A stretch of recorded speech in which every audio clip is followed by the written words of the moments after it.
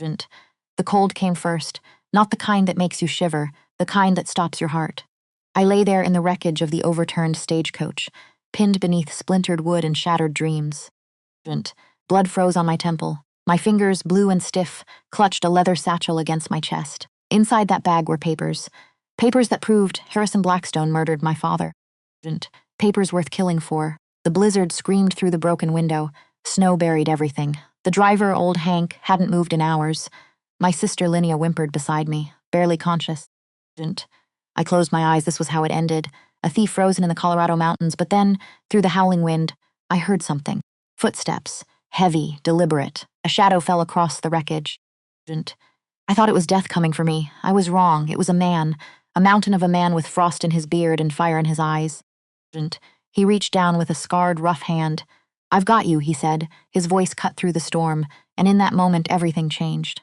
The gunshot echoed through the canyon 3 seconds before our world turned upside down. "Get down!" Old Hank screamed from the driver's seat, but it was too late. The bullet found him. The horses panicked. The Concord stagecoach lurched violently to the left, wheels spinning on ice, and then we were falling through white nothing, falling through screaming wind and spinning snow. My sister Linnea grabbed my hand. I grabbed the leather satchel, the satchel that held everything, the proof that Harrison Blackstone stole our father's silver claim. The evidence that could destroy the most powerful man in Colorado. We hit the ground, wood shattered, metal screamed. Everything went dark. When I opened my eyes again, I couldn't feel my legs. Couldn't feel my hands. The cold was inside me now, turning my blood to ice. Linnea lay beside me, barely breathing. The satchel was still in my arms. And somewhere above, through the blizzard, I heard voices. Men's voices, searching. Not rescuers. "Hunt, I tried to move. Couldn't. Tried to scream. Nothing came out. This was it. 28 years old. Dead in a frozen canyon with my baby sister. But then a shadow blocked out the white sky. A massive figure in furs and canvas. A man who looked like he'd been carved from the mountain itself. He didn't ask questions. He just lifted the wreckage like it weighed nothing and pulled me free. "You're safe now," he said. I didn't believe him. Not yet, but I should have. I never meant to become a thief. But when they take everything from you, what choice do you have? 6 months I worked in Harrison Blackstone's Denver mansion. 6 months wearing a black servant's uniform, polishing silver that should have been mine, dusting paintings bought with my father's blazah. Every night I smiled. Every night I said, "Yes, sir." Every night I waited, until the night I finally opened his safe. Inside were contracts, deeds, bonds worth $50,000, and underneath it all, letters. Letters written in my mother's handwriting. Letters I'd never seen, letters that proved everything. Harrison Blackstone hadn't just stolen our silver claim. He'd been destroying my family for 20 years. Ever since my mother chose my father over him, I took it all. Every document, every bond, every scrap of evidence, and I ran. My sister Linnea and I hired a stagecoach to Silverton. 3 days through the San Juan Mountains to reach Judge Morrison, the one honest man left in Colorado. We almost made it. Almost. But Blackstone's men found us on the second day. A rifle shot, a plunge off Devil's Drop, and then cold. So much cold I thought I'd never be warm again. I thought we were dead. Linnea and I, frozen in the snow with stolen papers that would never see a courtroom. That's when he appeared. Jacob Wolfe, mountain man, ghost, savior. He carried us through the blizzard to his cabin. He didn't know who we were, didn't know what we carried. Didn't know that the man who sent killers after us was the same man who'd burned his brother alive 3 years ago. But he was about to find out. And when he did, everything would change. For all of us. The safe clicks open at 3 a.m, Harrison Blackstone's safe. My hands shake as I reach inside Kunk's. Deeds, bearer bonds, proof he murdered my father. And then I see them, letters in my mother's handwriting, letters that change everything. I never meant to become a thief. But when Harrison Blackstone stole our silver claim through forged contracts, when my father died of a broken heart, when I discovered Blackstone had been destroying my family for 29 years, I became what I needed to be. For 6 months I worked in his Denver mansion, 6 months wearing a black servant's uniform, polishing silver that should have been mine, dusting paintings bought with my father's blood. Every night I smiled. Every night I said, "Yes, sir." Every night I waited. Until tonight, the mansion is quiet, too quiet, which means everyone is asleep or pretending to be. I stand in Blackstone's study, my hand on the cold metal of his safe. My heart hammers so loud I'm certain someone will hear it. Will come running. Will catch me with my fingers on the combination dial, but no one comes, because it's 3 a.m, and the staff sleeps on the 3rd floor. And Blackstone himself is in Central City for the week, gambling away money he'd stolen from families like mine. The dial turned under my palm. Smooth. Silent 23. Right 41. Left 17. Right. I'd watched him open it a dozen times while pretending to dust the bookshelves, had memorized every movement of his thick fingers, had practiced the sequence in my room until I could do it in my sleep. The lock clicked, so quiet, so final. I pulled the heavy door open, and there it was. Everything compracts with forged signatures, deeds to properties he'd stolen through fraud, bearer bonds worth $50,000. Enough evidence to put Harrison Blackstone in prison for the rest of his miserable life. My hands shook as I reached inside. Don't cry, Kate. Not now. Not when you're so close. I pulled out the first stack of papers, and that's when I saw them, letters. Tied with a faded blue ribbon. Letters written in handwriting I recognized, because I'd seen it in my mother's old diary, the diary I'd kept hidden in my trunk for 12 years, ever since she died. No, this couldn't be right. I untied the ribbon with trembling fingers, unfolded the first letter. My dearest Harrison, I cannot do this anymore. You know I cannot. My heart belongs to another, and though you have been kind, though you have promised me the world, I cannot be the woman I want me to be. I am sorry, but I have made my choice. Please forgive me, Eleanor, my mother. My mother had known Harrison Blackstone, had loved him, or been pursued by him. I flipped through the other letters, all in her hand, all dated 29 years ago. The year before she married my father. Oh God, this wasn't just business. This was personal. Harrison Blackstone hadn't destroyed my father's silver claim because of money. He'd done it because my mother chose Edward Merrick over him. This was revenge. 29 years of revenge. My stomach turned. The room spun. I gripped the edge desk to steady myself, folks. Kate, take the papers. Take the bonds. Get out.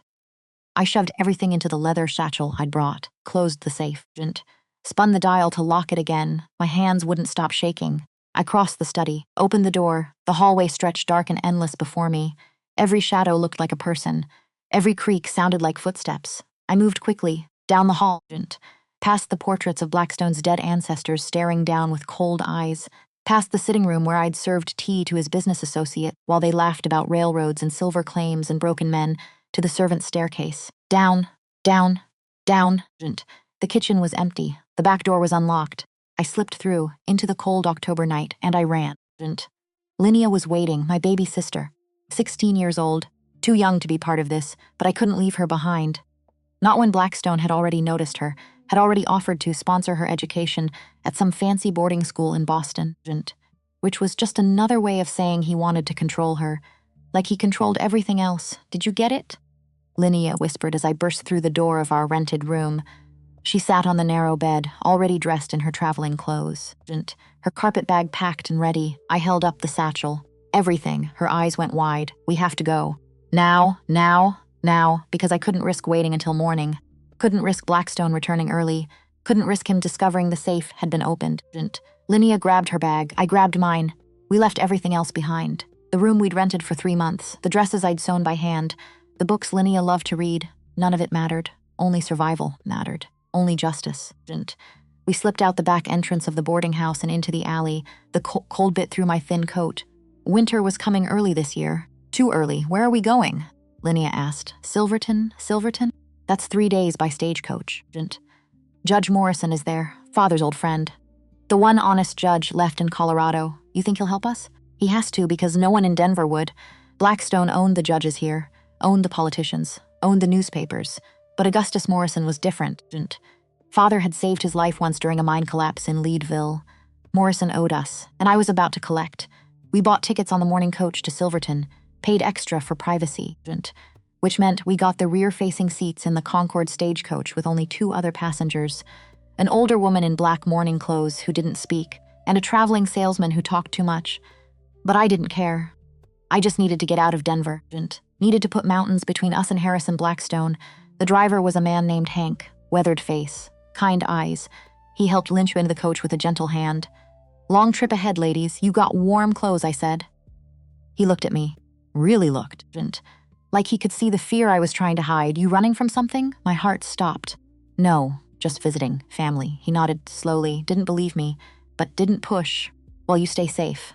Weather's turning bad up in the mountains. If we hit snow, We'll have to stop and wait it out. How long to Silverton? 3 days if the roads hold, 4 if they don't. I nodded. 3 days. I could survive 3 days. Hank climbed up to the driver's seat. The whip cracked, the horses lurched forward, and we rolled out of Denver as the sun rose over the plains. The first day was easy. The road was smooth. The weather held. Linnea slept against my shoulder while I watched the landscape change through the window. Flat plains giving way to foothills, foothills rising into mountains. The traveling salesman talked about patent medicines and the wonders of Dr. Kilmer's swamp root. The widow in black said nothing, just stared out the window like she was looking for something she'd lost. I understood that feeling. At noon, we stopped to change horses at a way station. I bought bread and cheese for Linnea. Coffee for myself. The station master was reading a newspaper, a Denver newspaper. My hands froze halfway to my mouth. What if Blackstone had already discovered the theft? What if there was a notice? A reward? Anything interesting in the news? I asked, trying to sound casual. The station master glanced up. Just the usual. Railroad expansion. Mine disputes. Some rich fellow in Denver got robbed, but they don't say who. My blood turned to ice. Robbed? Yep. Big house on Capitol Hill. Somebody broke into his safe, took documents and bonds. Paper says they're looking for the thief. Offering a $1,000 reward. $1,000 for me. Linnea's hand found mine under the table. Squeezed tight. That's terrible, I managed. I hope they catch whoever did it. Oh, they will. Always do. Rich men don't like being stolen from. I nodded, forced a smile. Stood up. We should get back to the coach. Outside, Linnea grabbed my arm. Kate, they know. They already know. It's fine. It's not fine. $1,000? Every bounty hunter in Colorado will be looking for us. We're already 2 hours from Denver. By tomorrow, we'll be in the mountains. They can't catch us. You don't know that. But I had to believe it, because the alternative was going back, and I would rather die than go back. The mountains closed in around us. The road narrowed. The air grew thin and cold. We climbed higher and higher. Into the San Juan Range where the peaks touched clouds and the valleys dropped into shadow. The traveling salesman got off at a mining camp called Ouray. The widow in black continued with us. Silent as a ghost, Linnea pressed her face to the window. It's beautiful, she whispered, and it was. Terrible and beautiful. Pine forests stretching forever. Cliffs that fell away into nothing. Sky so blue it hurt to look at. But beauty doesn't keep you safe. At 2 in the afternoon, the snow started. Light at first, just flurries dancing in the wind. Then heavier, thicker, until the world outside turned white. Old Hank slowed the horses. We'll stop at the next way station. He shouted down through the roof hatch. Can't risk the pass in this weather, but we never made it to the next station. Because that's when everything fell apart. It came from somewhere above us. A sharp crack that split the air. Hank jerked. The reins fell from his hands. The horses screamed. Get down, I yelled at Linnea. But it was too late. The coach lurched sideways. Hard, violent. The wheels hit ice. We skidded. The widow in black screamed. Linnea grabbed my hand. And then we were falling. Falling off the edge of the mountain into white nothing. The world spun. Wood cracked. Metal shrieked. My head slammed down, said something hard. Everything went dark. Pain brought me back. Sharp. Burning. Every part of me screaming. I opened my eyes. Snow. Everywhere. The world had turned white. The stagecoach lay on its side, half buried in a drift. The roof was crushed. The door hung open at a wrong angle. I was pinned, something heavy across my legs. I couldn't feel them. Couldn't feel anything below my waist. Panic surged through me. Move. You have to move. I tried to shift. Pain exploded up my spine. White hot, blinding, I gasped. Tasted blood. Linnea, I croaked. No answer. Linnea. A soft moan came from somewhere to my left. She was alive. Thank God. She was alive. I turned my head. Every movement hurt. My sister lay crumpled against the far wall of the coach. Blood streaked her forehead. Her eyes were closed, but her chest rose and fell, breathing. Still breathing. Linnea, can you hear me? Another moan. Her eyelids fluttered. Kate? I'm here. I'm right here. What happened? We crashed. Someone shot the driver. Shot? I heard the gunshot. Right before we went over, Linnea tried to sit up, cried out in pain. Don't move, I said. Just stay still. Where's Hank? I looked toward the front of the coach. The driver's seat was empty. No, not empty. Old Hank lay face down in the snow 20 feet away. Not moving. A dark stain spread beneath him. Too dark. Too red. He was dead. He's gone, I whispered. Linnea started to cry. Quiet. Broken. The kind of crying that comes when you've run out of hope. I wanted to comfort her, wanted to tell her everything would be fine. But I couldn't, because it wouldn't be. We were trapped in a wrecked stagecoach at the bottom of a canyon. In a blizzard. Miles from anywhere. With no food, no fire, no help coming. And someone had shot at us, which meant they would come looking, to make sure we were dead, to take the satchel. Where was the satchel? I twisted, ignoring the pain, searching desperately. There, still clutched in my arms, still safe. For now, I pulled it closer, held it against my chest like a child. This was all I had, all we had, the only thing that could save us, if we lived long enough to use it. I don't know how long we lay there. Minutes, hours. Time stopped meaning anything. The cold crept deeper, into my bones, blood making me drowsy, so drowsy the Lismeeb would be easy. So easy. Just close your eyes, Kate. Rest. It doesn't hurt when you sleep. Linnea's hand found mine. Kate, don't leave me. Her voice pulled me back. Weak. Terrified. I'm not leaving, I whispered. I'm right here. I'm scared, I know. Me too. Are we going to die? I wanted to lie, wanted to say no, but I'd never lied to Linnea. Not in 16 years. I wasn't going to start now, maybe, I said, but not without a fight. She squeezed my hand, and that's when I heard them voices. Men's voices. Coming closer, I froze. Someone's out there, Linnea's breathed, quiet. Don't move. The voices grew louder. 2 men. Maybe 3. Coach went right over the edge. See any survivors? Don't matter. Find the woman in the bag. My heart stopped. They weren't rescuers. They were hunters. Blackstone's men. Come to finish what the gunshot started. We have to hide, I hissed. Hide where? Good question.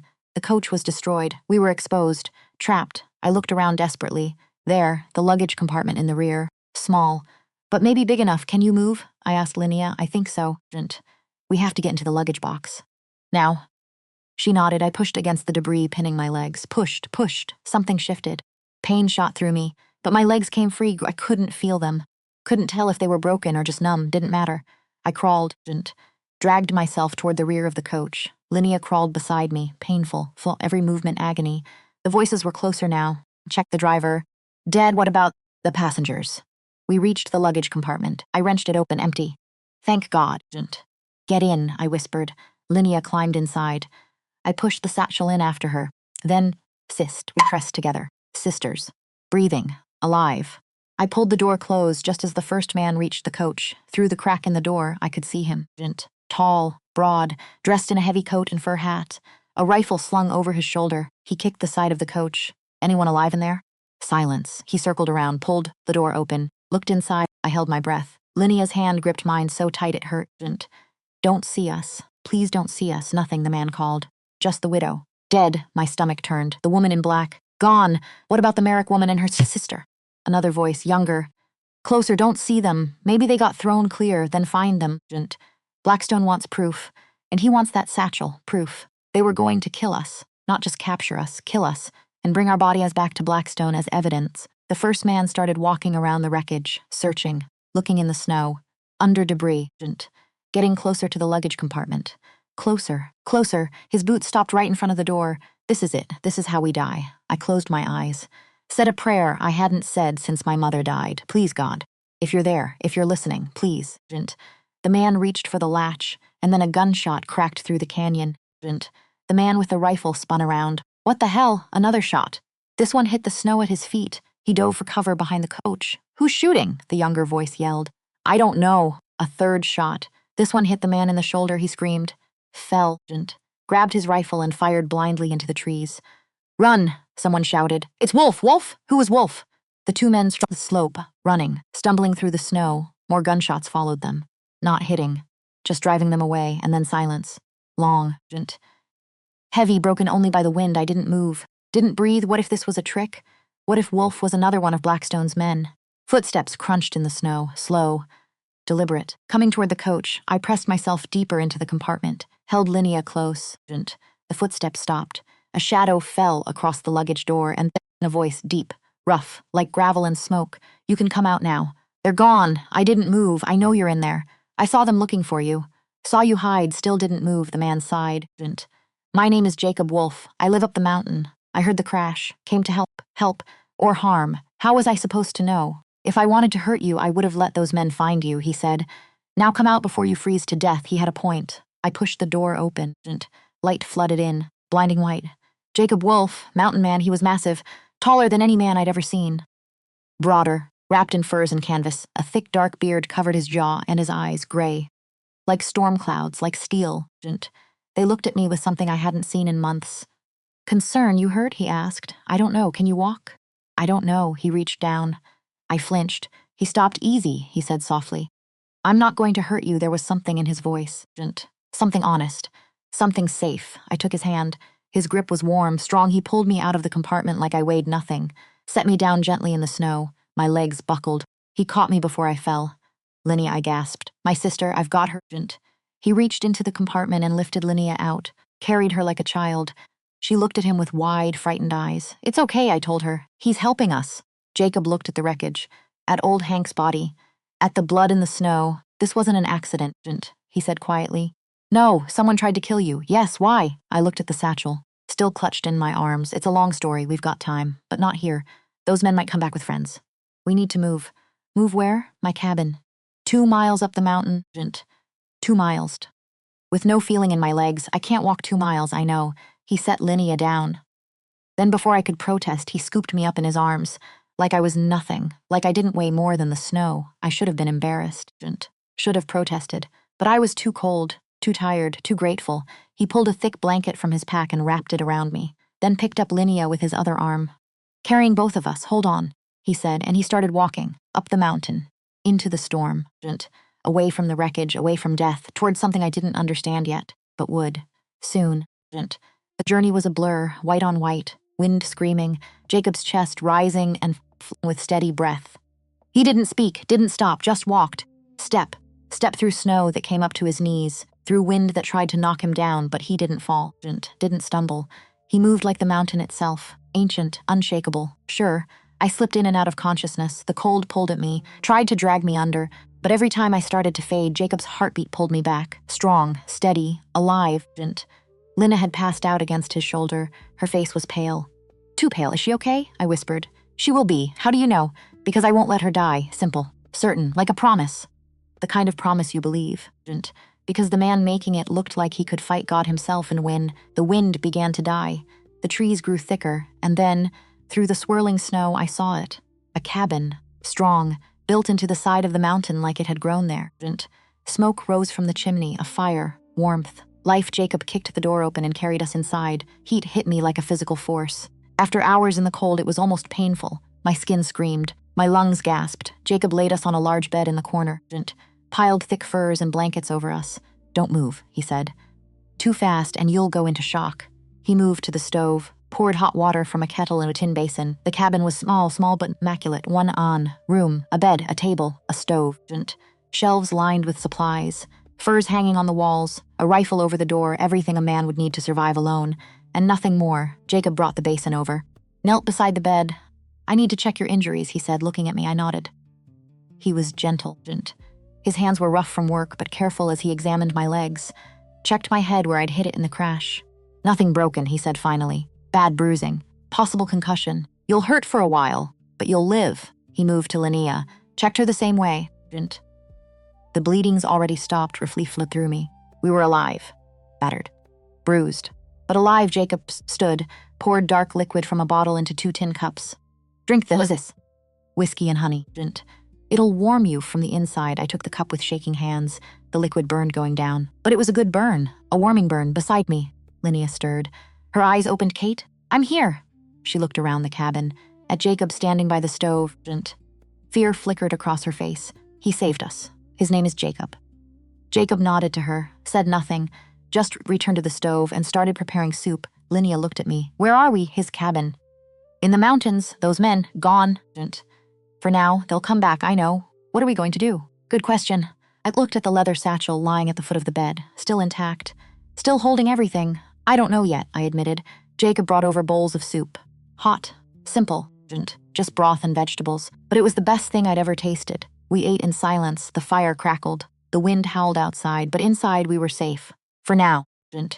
When we finished, Jacob took the bowls, washed them, set them to dry. Then he sat in a chair by the fire, his rifle across his knees. Eyes on the door. Get some sleep, he said without looking at us. You're safe here. How do you know those men won't come back? I asked. Because they're afraid of me. Why? He was quiet for a long moment. Then, because I've killed men before, and they know I'll do it again if they threaten what's mine. We're not yours, I said. His gray eyes met mine. You are now. It should have sounded possessive, threatening, but it didn't. It sounded like protection, like safety, like the first honest thing anyone had said to me in 6 months. I pulled the blankets up to my chin. Linnea curled against me, her breathing evened out. Sleep. I should sleep too. But I couldn't stop watching Jacob Wolfe, this stranger, This mountain man who'd appeared from nowhere and saved our lives. Who was he? Why was he alone up here? What was he running from? As if he could hear my thoughts, he spoke again. The satchel, he said quietly. What's in it? I hesitated. Documents. Papers. Must be important papers if men are willing to kill for them. They are. Who's after you? I took a breath. Harrison Blackstone. Jacob went very still. The fire popped. Snow hit the window, and when he finally spoke, his voice was different. Harder. Colder. Say that name again. Harrison Blackstone. He's a businessman in Denver. I know who he is. Something in his tone made my skin prickle. You know him?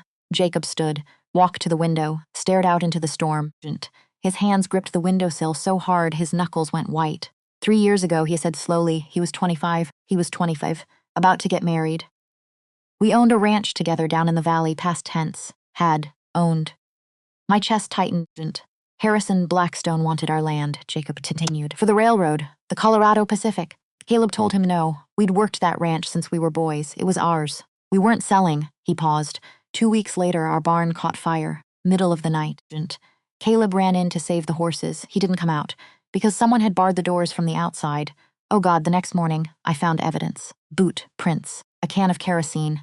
I tracked 3 men to a saloon in Pueblo. They worked for Blackstone. I killed 2 of them. The third one talked before he died. Told me Blackstone gave the order. Jacob turned to face me. His eyes were no longer gray. They were black. Empty. I went to Denver to kill him, he said. But Blackstone put a $5,000 bounty on my head before I got there. Had me declared an outlaw, a murderer. Every lawman in Colorado is looking for me. So I came up here, to the mountain, where no one could find me. He looked at the satchel. Until you brought him to my door, the weight of his words settled over me like snow. Heavy, cold, suffocating. I didn't know, I whispered. Doesn't matter. He's here now. And those men will be back, with more men. Better armed, they'll burn this cabin down to get what they want. I'm sorry. I'm so sorry. We'll leave. As soon as the storm clears, Will. You can't leave. Why not? Because you won't make it a mile before they find you. He was right. I knew he's right. We were trapped. Jacob walked over to the bed, looked down at me and Linnea. What's in the satchel? He asked again. I met his eyes. Proof. That Blackstone is a fraud. That he's stolen from dozens of families, including mine. He took our silver claim in Leadville, forged my far signature. My father died a month later, broken, penniless. Jacob's jaw tightened. So you stole it back. I took what was ours, and now you're running. I was trying to get to Silverton, to Judge Morrison's. He'll listen, Morrison. Jacob nodded slowly. He's a good man. One of the few left. Will you help us get there? Silence. Long, heavy. Jacob looked at the fire, at the rifle. At the door, finally he spoke. I've spent 3 years hiding, waiting for a chance to make Blackstone pay for what he did to Caleb. I thought that chance was gone, that I'd die up here alone. Forgotten, he looked at me. But you just handed it to me. What do you mean? Those papers, that evidence. It's not just your justice. It's mine, too. If we get them to Morrison, Blackstone's to prison. For everything. My brother. Your father. All of it. Hope flickered in my chest. Small. Fragile. But there, so you'll help us? Jacob picked up his rifle. Checked the chamber. I'll do more than help you. I'll make sure you get to Silverton alive. And then I'll watch Harrison Blackstone hang. He crossed to the door. Slid a heavy wooden bar across it.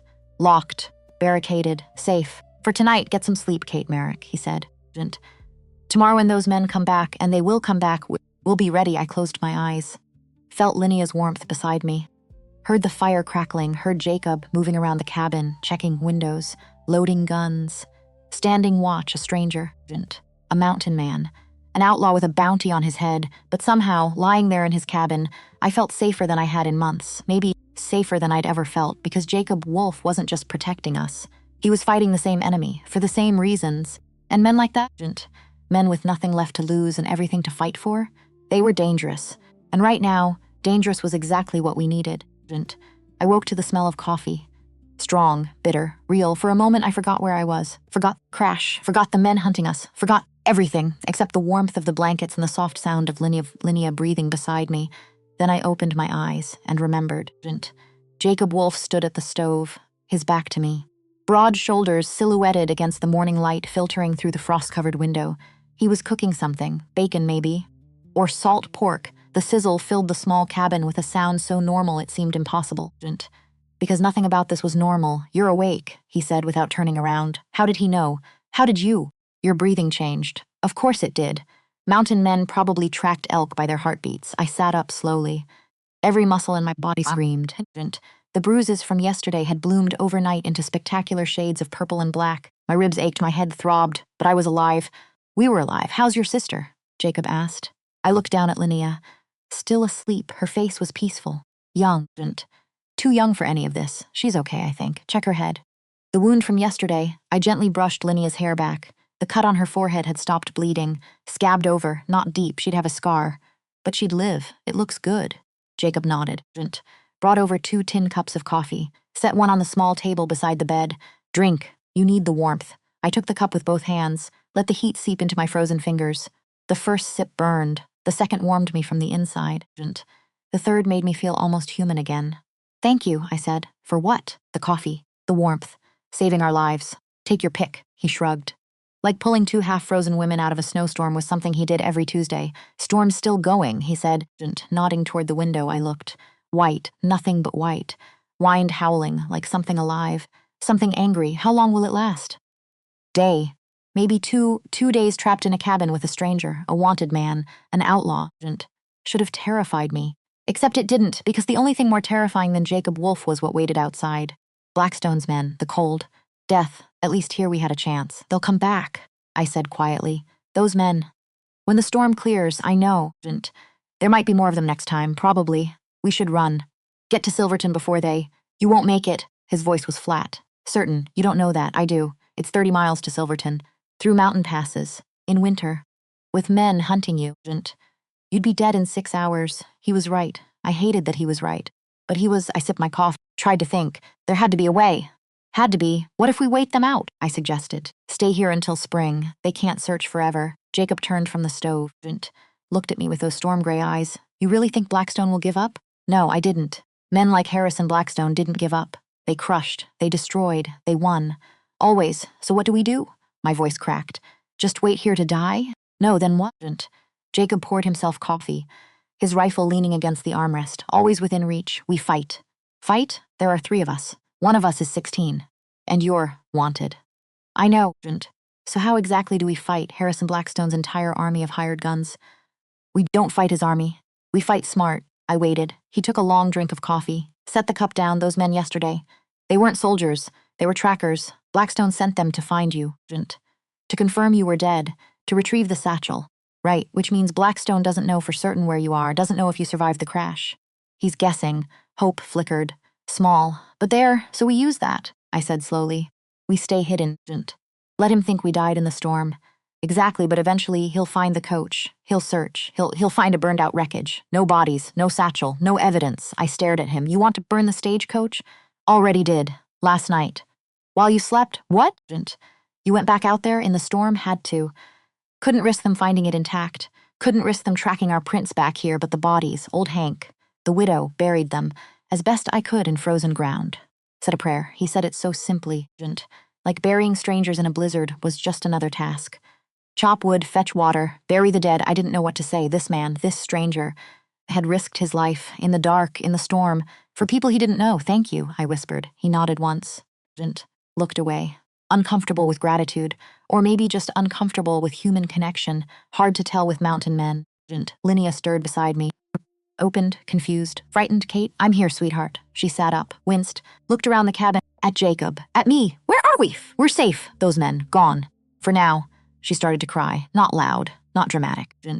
Just quiet tears sliding down her cheeks, the kind of crying that comes from exhaustion. From fear finally catching up, I pulled her close, held her, rocked her like I used to when she was small, when mother was alive, when father still smiled, when the world made sense.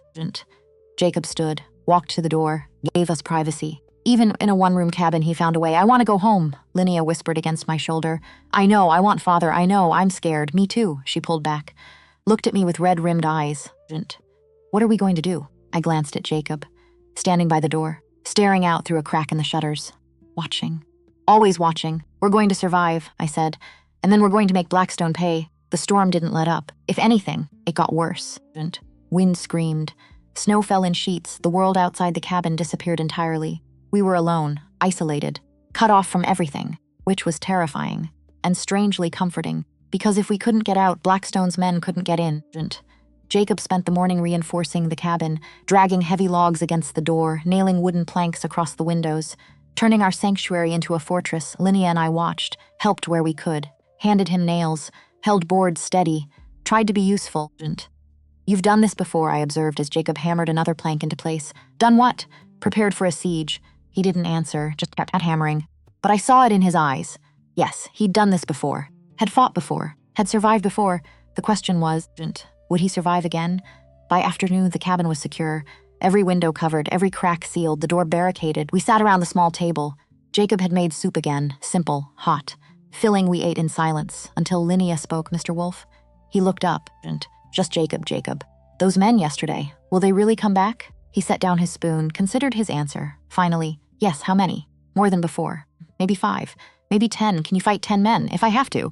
But you might die, might. Linnea looked at me, then back at Jacob. Why are you helping us? We brought danger to your door. You could just let us go, save yourself. Good question.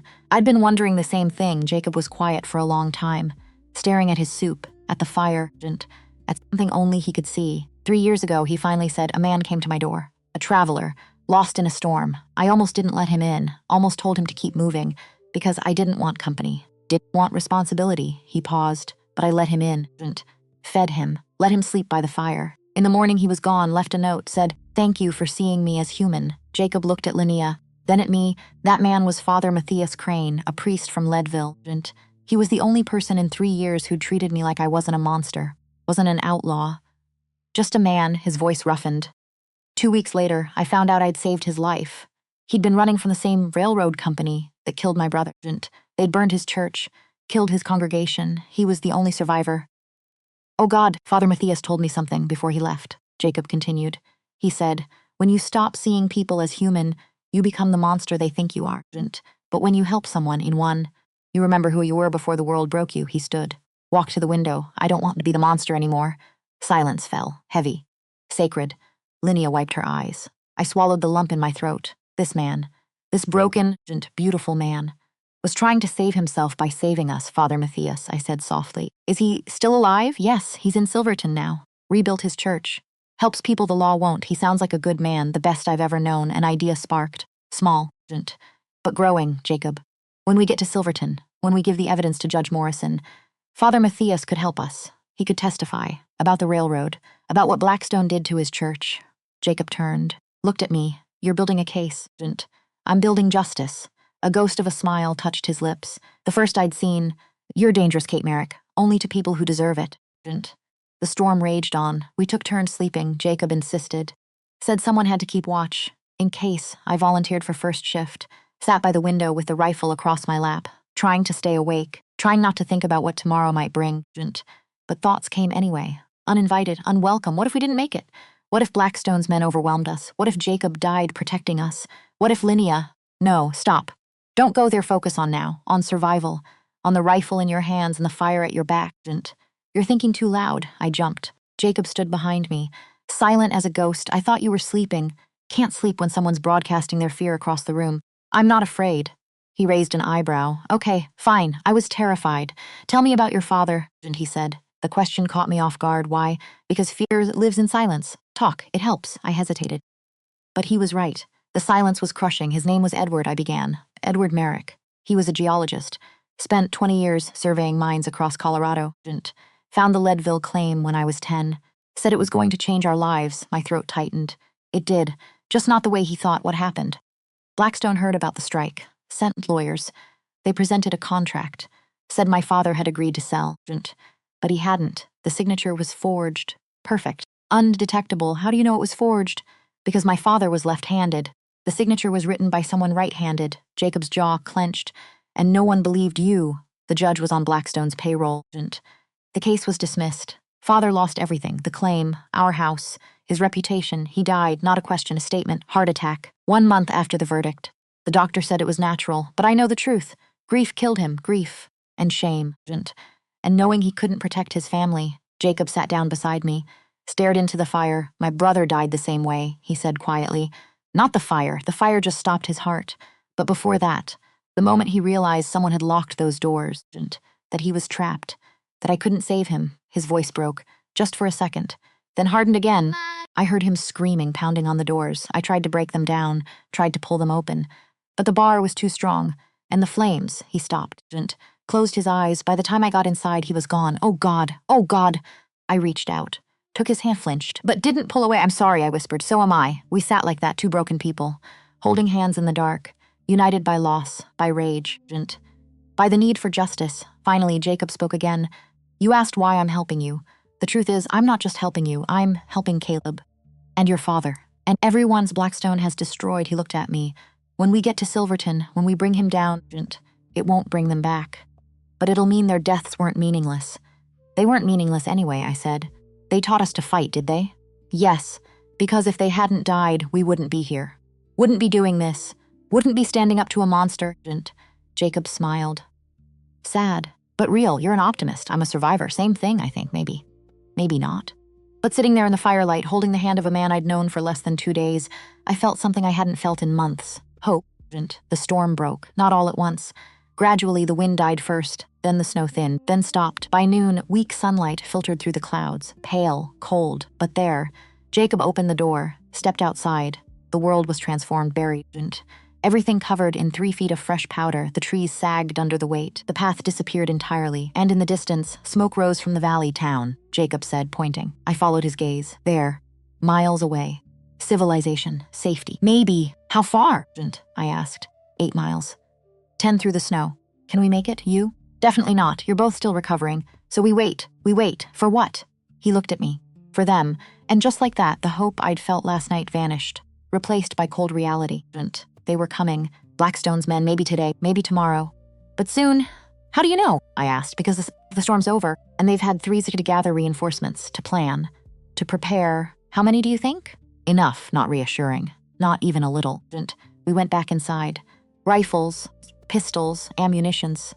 He laid everything out on the table, organized, methodical. Preparing for war, can you shoot?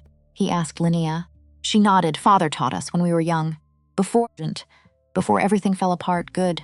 He handed her a pistol, showed her how to load it, how to aim, how to fire. She listened, serious, focused, not a child anymore. The world had stolen that from her. Then Jacob turned to me. You're going to hide, what? When they come, you and Linnea. You're going to hide in the root cellar under the cabin. With the satchel, absolutely not, Kate. I'm not hiding while you fight alone. You're not trained. Neither was I trained to break into safes or escape hired killers. But here we are. He stared at me. I stared back. Neither of us blinked. Finally, Linnea spoke. She's stubborn. You should know that about her. Jacob's mouth twitched. Almost a smile. I'm beginning to see that. So we fight together, I said. You'll get yourself killed, maybe.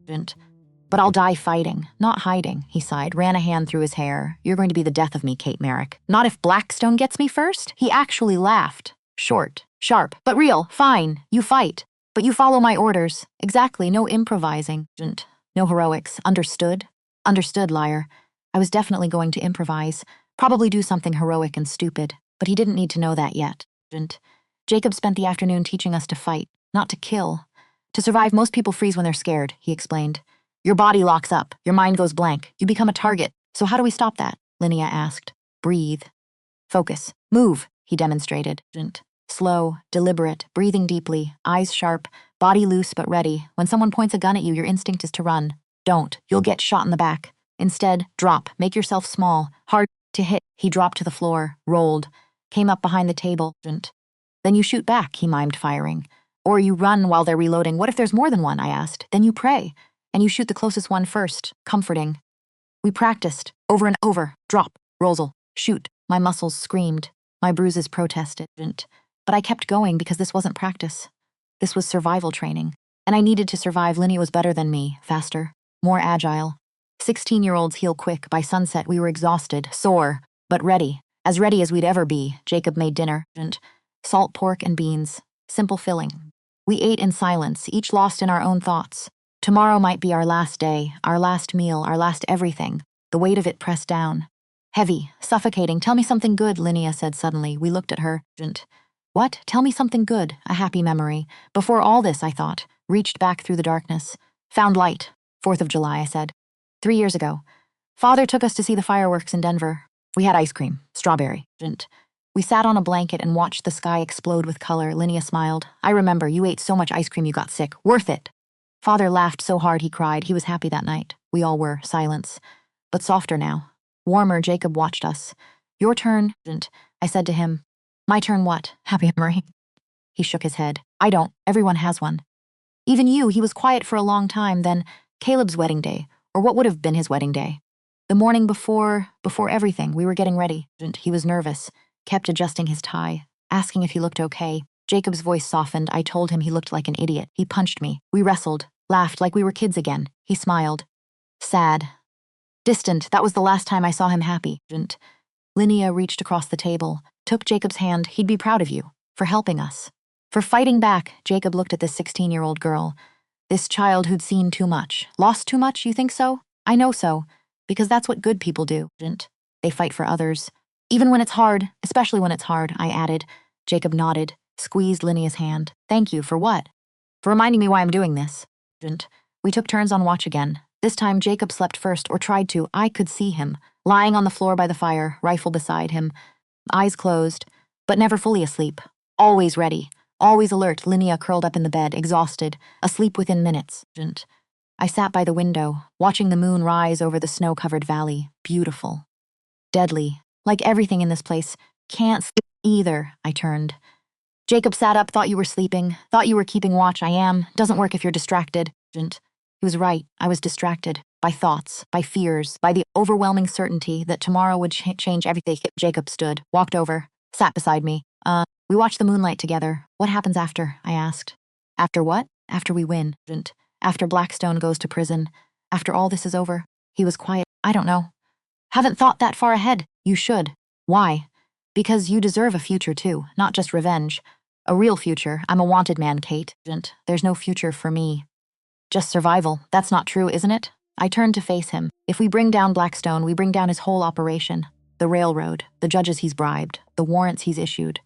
Including yours. Hope flickered in his eyes, small, fragile. You think Morrison would clear me? I think Morrison is an honest man. And honest men know injustice when they see it. Jacob looked at me.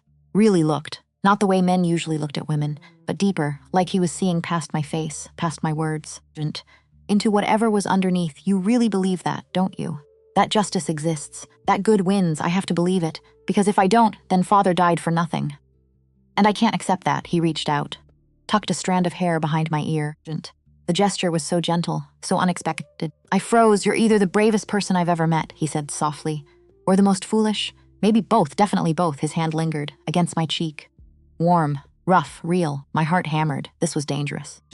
Not the guns, not the killers. This feeling blooming in my chest. This connection I couldn't name, Kate. A sound. Outside. Distant. Jacob's hand dropped. He grabbed his rifle, moved to the window.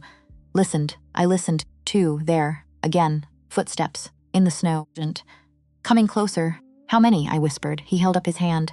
Counting. 4.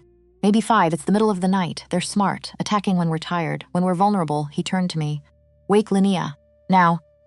I ran to the bed, shook my sister awake. They're here. Now. Jacob was already moving, extinguishing the fire, plunging us into darkness. Only moonlight remained, pale, ghostly.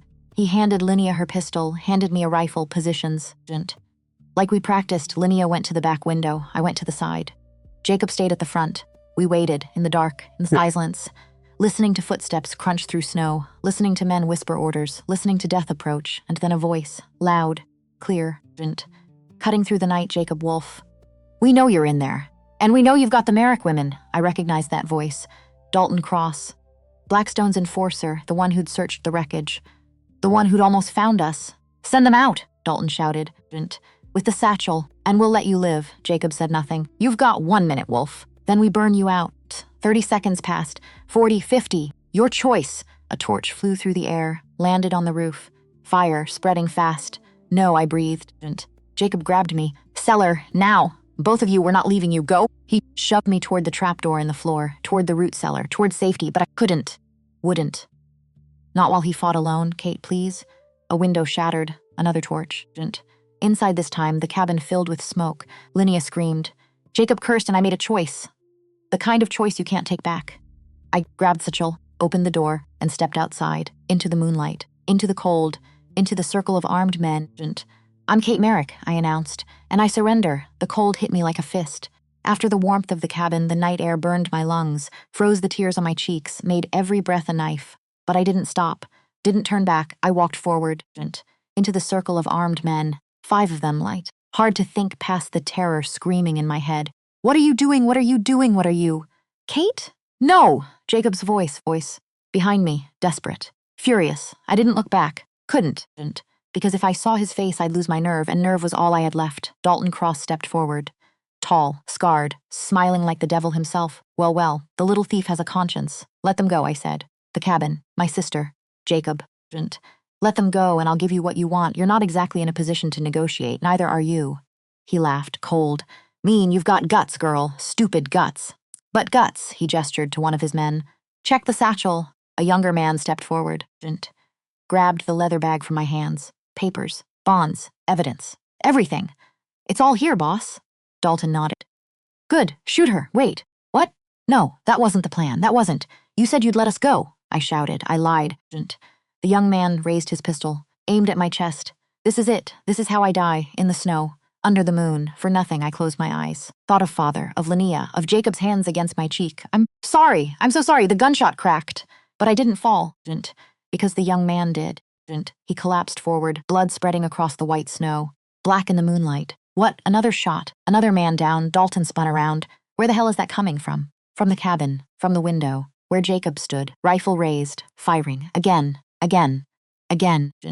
Get her! Dalton screamed. Get the girl! Hands grabbed me. Rough. Brutal. Dragged me backward. I fought. Kicked. Screamed. But they were stronger. Always stronger until one of them jerked. Went still. An arrow. An arrow? Protruding from his throat, he fell. And behind him, emerging from the tree line like ghosts, were people not Blackstone's men. Others men in buckskin. Women in furs. Native traders from the valley and leading them.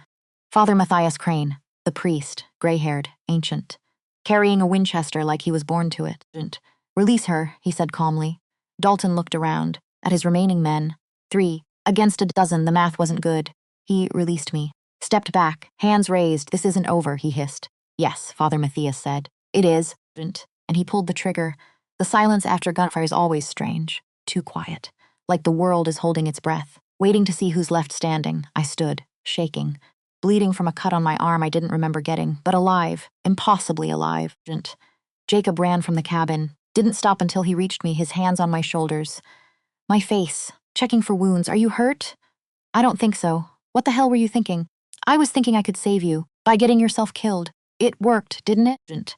He stared at me, then pulled me into his chest, held me so tight I couldn't breathe. Didn't care, never wanted him to let go. Don't ever do that again, he whispered into my hair. Can't promise that, Kate. I know. I'm an idiot, the biggest. But I'm alive, barely. He pulled back, looked at me, really looked, and for a moment the world fell away. The bodies, the blood, the smoke, just us. Just this. This thing neither of us could name until Linnea tackled me from the side. You're insane, she sobbed. Completely insane, I know. I thought you were dead, so did I. She hit me, then hugged me, then hit me again, don't you ever? I won't, another lie. But a comforting one, Father Matthias approached. Slower, older. But steady, Miss Merrick, I presume? I nodded. Father Matthias? In the flesh. Though barely. That climb nearly killed me. How did you know we were here? He smiled. I didn't. We were tracking these men. They've been terrorizing the valley for weeks. When we saw the smoke from the cabin, we came to investigate. Lucky timing, divine timing, perhaps. Maybe. Or maybe the world wasn't entirely cruel. Maybe sometimes, just sometimes help arrived. Jacob shook the priest's hand. Matthias, it's been too long. 3 years, my boy. You look terrible. Feel worse, I imagine. Living alone in the mountains will do that. Living anywhere will do that. Father Matthias laughed. Then grew serious, Jacob. These men. They work for Harrison Blackstone, I know, and you have evidence against him. We do. The priest looked at me. At Linnea. At the satchel lying in the snow. Then we need to move. Now, before more come, move where? I asked, Silverton. To Judge Morrison. He's been waiting for evidence like this for years. Hope surged. Real hope. For the first time since leaving Denver, he'll help us? More than help. He'll prosecute. Blackstone has enemies. Powerful ones. Morrison has been building a case. But he needed proof. Father Matthias picked up the satchel. This is proof. We left within the hour. Father Matthias and his people gave us horses, warm clothes, food, medicine for our wounds. The cabin still smoldered behind us, half destroyed, but it had done its job, kept us alive. Long enough, the ride to Silverton took 2 days. Through mountain passes, across frozen rivers, past abandoned mines and ghost towns. The landscape was brutal, beautiful and different to human suffering, but we pushed through. Because we had to. because stopping meant dying, and we'd come too far to die now. Jacob rode beside me, silent, watchful, always scanning the horizon for threats, finding none, but never relaxing, never trusting. Do you think he knows? I asked on the second morning. Who? Blackstone. Do you think he knows we're alive, that we have the papers? Probably. Dalton Cross didn't report back. That tells him something went wrong. Eventually, how many? As many as it takes. Not comforting, but honest. I appreciated honest, Jacob. When this is over, when Blackstone is in prison, what will you do? He didn't answer right away. Just rode, thinking finally, I don't know. I've spent 3 years focused on revenge, on survival. Haven't thought past that? Maybe you should. Why? Because revenge doesn't keep you warm at night, doesn't give you purpose. You need more than that. Like what? Like a life. He looked at me. Is that what you have? A life? Not yet. But I'm going to build one. After Blackstone pays, I'm going to rebuild the claim, turn it into something good, something that helps people. How? I'd been thinking about this during the long hours in the cabin, during the sleepless nights, a home for children, orphans, kids whose parents died in the mines, kids the world forgot. Jacob's expression softened. Like you and Linnea, like all of us. He nodded slowly. That's good. That's really good. You could help. If you wanted me, why not? You're good with people when you try. You saved us. You could save others. I'm a wanted man, Kate. Not if Morrison clears you. Not if we prove Blackstone framed you. That's a big if, but possible. Maybe, definitely. He almost smiled. You don't give up, do you? Not when I want something, and what do you want? You. The thought came unbidden, unwanted. Terrifying. I wanted him, this broken mountain man with kind eyes and gentle hands. Wanted him safe, wanted him free, wanted him alive, not just surviving, living, but I couldn't say that. Not here, not now. Not when everything was still so uncertain. So instead, I said, I want justice, then let's get it. The town appeared like a miracle, nestled in a valley between peaks. Small, rough smokes rose from chimneys. People walked the muddy streets, dogs barked, children played normal life. So strange after days of violence and fear, we rode straight to the courthouse. A squat stone building at the center of town. Father Matthias led the way. His people stayed back, guarding, protecting, just in case. Inside, the courthouse was warm, smelled of wood smoke and old paper. A clerk looked up from his desk. Can I help, Father Matthias? Hello, Samuel. Is Judge Morrison in? He is, but he's in session. Interrupt him. Tell him it's about Harrison Blackstone. The clerk's eyes widened. Blackstone? Are you certain? Very, he scurried off. Moments later, a door opened, and Augustus Morrison emerged. 60 years old, white-haired, sharp-eyed. He looked at Father Matthias. Then at me and Linnea, finally at the satchel in my hands. Is that what I think it is? He asked quietly. I nodded. He exhaled slowly. Come in, quickly. Morrison's office was cluttered. Papers in precarious towers, a half-eaten sandwich on the desk, but the man himself was sharp. Focused, he listened as I told the story. All of it, the theft, the crash, the cabin, the attack. Jacob added details. About Caleb, about the fire, about the railroad's crimes. Father Matthias corroborated. Named other victims, other families destroyed. Morrison took notes, asked questions, examined every document in the satchel, the contracts, the bond tracks, my mother's letters, everything. When we finished, he sat back, silent, thinking. This is extensive, he said finally. Very extensive. If even half of this is true. It's all true, I interrupted. He looked at me. I believe you, Miss Merrick. The question is whether I can make it stick. Blackstone has resources, lawyers, judges in his pocket, but you don't work for him, no. But I'm one man in a small town, taking on the most powerful businessman in Colorado, so you won't help us. Defeat tasted bitter. After everything, after all of this. He wouldn't. I didn't say that. I looked up. Morrison smiled. Grim. Determined. I said it would be difficult, not impossible. Your father was my friend, Kate. He saved my life in Leadville. I owe him. And more than that, I owe the truth. Relief flooded through me. So you'll prosecute? I'll do better than that. I'll convene a grand jury. I'll subpoena witnesses, and I'll make sure Harrison Blackstone answers for every crime in this satchel. How long will it take? Weeks, maybe months. He'll fight. He'll delay. He'll try to intimidate witnesses. Will it work? Not if we're careful. Not if we protect our evidence and our witnesses. He looked at Jacob. Which brings me to you, Mr. Wolfe. You're wanted for murder. I killed 2 men. Both of them confessed to killing my brother first. Self-defense? Justice, Morrison nodded. I can work with that, especially if we can prove Blackstone ordered your brother's death, which, based on these documents, we can. Jacob's jaw worked. You can clear me? I can try, but you'll need to testify. Against Blackstone. I'll do it. It's dangerous. He'll send men after you. He already has. Fair point. Morrison stood, paced, thinking, here's what we'll do. You all stay in Silverton, under protection. I'll assign deputies to guard you. Father Matthias, can your people help? Absolutely, good. We'll need them. Kate, Linnea, I'll need you to write down everything you remember. Names, dates, conversations. Everything we will, Jacob, same for you. And we'll need to locate other witnesses. Other families Blackstone has harmed. I can help with that, Father Matthias said. I've been documenting his crimes for years, Morrison smiled. Then a real case. He walked to the window, looked out at the town. Harrison Blackstone thinks he's untouchable, thinks his money and power make him a king. But kings fall. And when they do, the fall is catastrophic. He turned back to us. Let's make him fall. The next month was a blur. Testimony, depositions, documents. We lived in a boarding house, under guard, never alone, never safe. But never idle. Morrison was relentless. He interviewed 50 witnesses, collected hundreds of pages of evidence, built a case so airtight even Blackstone's lawyers couldn't break it, and slowly word spread. Across Colorado. Across the Harrison Blackstone was going to trial. The newspapers covered it. Railroad baron accused of fraud. Silverton judge takes on Denver tycoon. Victims come forward after years of silence. Public opinion shifted. People who'd been afraid to speak out suddenly found courage because we'd spoken first and survived. I spent my days writing, every detail I could remember, every conversation with Blackstone, every forged signature, every stolen claim. Linnea did the same. Her memory was sharper than mine. She remembered things I'd forgotten, names, faces, dates. Together, we built a timeline, 29 years of Blackstone's crimes, starting with my mother's rejection, ending with our father's death, a trail of destruction. All for revenge. Jacob testified before the grand jury, told them about Caleb, about the fire, about the 3 men he'd tracked and killed. The jury listened and indicted Blackstone for conspiracy to commit murder. Morrison worked on clearing Jacob's warrants. The original charges were based on Blackstone's testimony, on his lawyer's affidavits, on his money, but when Morrison presented evidence that Blackstone had ordered Caleb's death, the territorial governor issued a pardon. Officially, Jacob Wolfe was free. For the first time in 3 years, free. I found him after the hearing, standing outside the courthouse, staring at the mountains. How does it feel? I asked. He didn't answer right away, just breathed. Deep, like he was tasting freedom for the first time. Strange, he finally said. I thought I'd feel different, lighter, but I just feel empty. For 3 years, revenge was all I had, all I thought about. Now it's done, or almost done, and I don't know who I am without it. I stepped closer. You're Jacob Wolfe, survivor.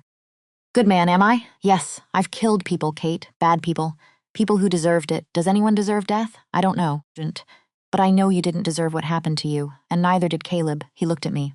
Those gray eyes, always so serious, always so sad. What happens after the trial? He asked. We rebuild? How? Together, if you want, together?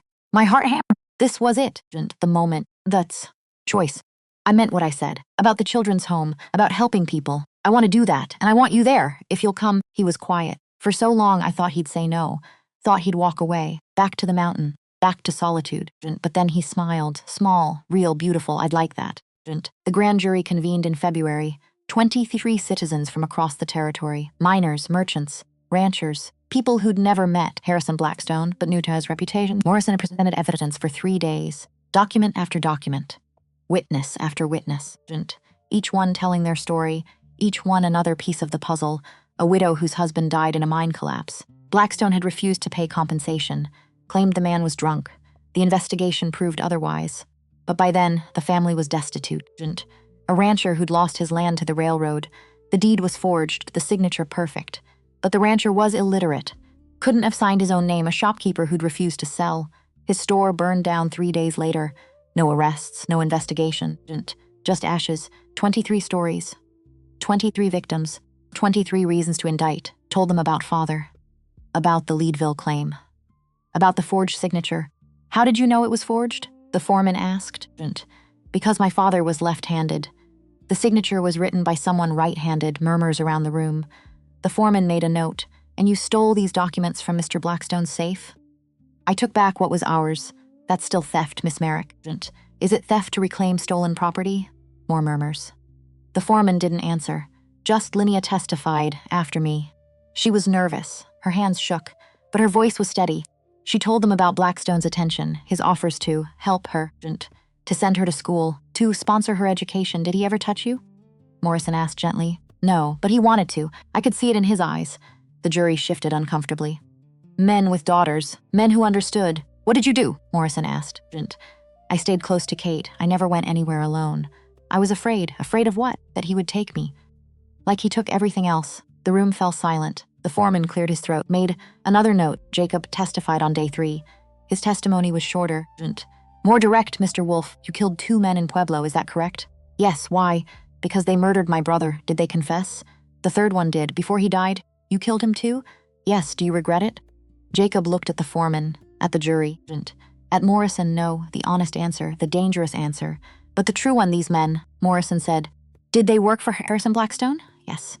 The third one told me Blackstone paid them $500 each. To burn the barn. To make sure my brother didn't get out, and you have evidence of this. I have the kerosene can. It has the railroad stamp on it. Same railroad, Blackstone's stone controls. Morrison presented the can, rusted, old, but the stamp was clear. Colorado Pacific Railroad Company. The jury examined it, passed it around. The foreman made more notes. One final question, Mr. Wolfe. If you could face Harrison Blackstone today, what would you say to him? Jacob was quiet, thinking I'd tell him my brother was a better man than he'll ever be, and that justice is coming. Whether he believes it or not, the jury deliberated for 6 hours. We waited in Morrison's office, pacing, praying, hoping. Finally, the foreman emerged. We have a decision, Morrison stood. And, we indict Harrison Blackstone on 17 counts, fraud, conspiracy to commit murder, bribery, racketeering, arson, and theft. Morrison smiled. Then we have a trial. The trial was set for March, 6 weeks away. Morrison said we needed the time to prepare, to gather more witnesses, to anticipate Blackstone's defense. He'll hire the best lawyers money can buy, Morrison warned. They'll attack every witness, every document, every claim. Can we win, I asked. If we're prepared, if we stay united, if we don't give them anything to exploit. We spent those 6 weeks planning. Morrison drilled us on testimony, asked every question the defense might ask, taught us how to answer, how to stay calm, how to tell the truth without embellishment. The truth is enough, he said. Don't exaggerate, don't guess. If you don't know, say you don't know. Linnea practiced her testimony until she could recite it in her sleep. She was terrified of facing Blackstone in court, of seeing him again. What if I freeze? She asked me one night. You won't, how do you know? Because you're stronger than you think. And I'll be right there with you, she nodded. But I could see the fear in her eyes. The same fear I felt. Jacob spent his time with Father Matthias, locating more witnesses, more families Blackstone had destroyed. They found 12 more, willing to testify, willing to face him. This is bigger than I thought, Jacob said one evening. Blackstone didn't just hurt a few people. He destroyed entire communities, which is why we have to stop him, I said. We will. One way or another, Morrison sent word to Denver, requested a change of venue for the trial, argued that Blackstone owned too many people in Silverton, that we needed a neutral location. The territorial court agreed. The trial would be held in Denver, in the main courthouse, where everyone could see, where Blackstone couldn't hide. The newspapers picked up the story. Reporters came to Silverton, wanted interviews, wanted photos, wanted the inside story. Morrison turned them all away. No interviews until after the trial. The evidence speaks for itself, but the coverage continued. Every day brought new headlines. Kate Merrick, the woman who challenged an empire. Mountain man seeks justice for murdered brother. The trial of the century. Blackstone versus the people. Public sentiment turned against Blackstone. People who'd feared him now mocked him, called him a coward, a fraud, a murderer. Who responded with denied everything, called us liars, criminals, conspirators. But the more he denied, the more people believed us. 1 week before the trial, Morrison received a letter from Blackstone himself. He opened it in front of us. Read it aloud, Judge Morrison. I am prepared to offer a settlement. $1 million to Miss Merrick and her sister. All charges dropped against Mr. Wolfe. In exchange, if they withdraw their testimony and return my property. Morrison set the letter down, looked at me. What do you want to do? $1 million, enough to rebuild, to start the children's home, to live comfortably for the rest of our lives. And all we had to do was let Blackstone go free. I looked at Jacob, at Linnea, at Father Matthias, then back at Morrison. No, you're certain? This was never about money. It was about justice. For Father, for Caleb. For everyone he's hurt, Morrison smiled. Then we go to trial, he wrote a response. Short. Simple, Mr. Blackstone. Justice is not for sale. See you in court, Augustus Morrison. We left for Denver 2 days before the trial, traveled with armed escorts, 20 men, all loyal to Morrison, all determined to see us arrive safely. The journey took 3 days, the same route I'd taken with Linnea months ago. But this time, we weren't running. We were advancing. The stagecoach rolled through familiar territory, past the way station where I'd learned about the reward, past the mountain pass where we'd crashed, past the canyon where Jacob had found us. So much had changed. So much had stayed the same. Linnea sat beside me, quieter now, more serious. The girl who'd left Denver was gone, replaced by someone harder. Stronger. Are you scared? She asked. Terrified? Me too. But we're doing it anyway, because we have to, because we want to. She smiled. Thin, but real. When this is over, Kate, what will we do? Build something. Something good. The children's home? Yes, in Leadville. On Father's claim. Do you think he'd approve? I thought about that. About Father. About what he'd wanted for us. I think he'd be proud. Not of what we've been through, but of Linnea took my hand. Squeezed. I miss him. I know. Me too. Jacob rode alongside the coach. On horseback. Watching. Always watching. He caught my eye through the window. Nodded. I nodded back. We hadn't talked about what would happen after the trial. After Blackstone, but I knew somehow. I knew he'd be there. At the children's home. Building. Helping. Living not because he had to, because he wanted to. Denver appeared on the horizon. Bigger than I remembered.